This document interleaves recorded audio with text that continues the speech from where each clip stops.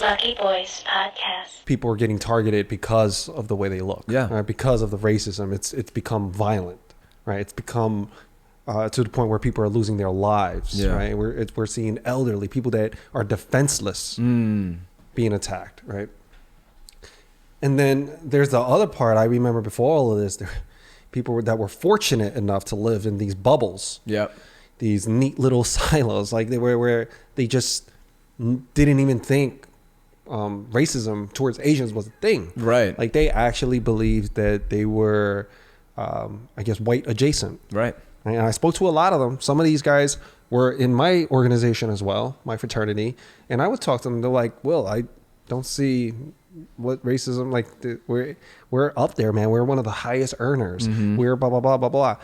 I was like, dude, that's not true. I mean, I know so many Asians that are in poverty, borderline. Yeah. I grew up around them. Are you kidding me? I was like, no. And yes, I have friends that are actually well off, but that's because I've changed my circle as I gotten older, as I became more in tune and able to control my life and became more useful to people. Right.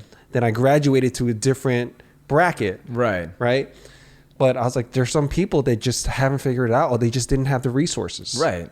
And they're kind of stuck there. And we cannot belittle those people and just highlight all the people that are successful. That's like saying if there's a certain racial group that are all athletes, or a certain racial group that are all engineers, to say, oh, they're all successful, they're good. When most of them aren't athletes. Most of them aren't engineers. Yeah. Most of them are still struggling, and it's because of outside factors. The rules or the game was set up against them. Right. Where everyone else, you're asking me to run a race, but this guy gets a 5-minute head start. Who's going to win that race? Of course. Yeah. You know, I mean, I could still win, but I'm going to have to try a lot harder. I'm going to have to be extra good. An even playing field.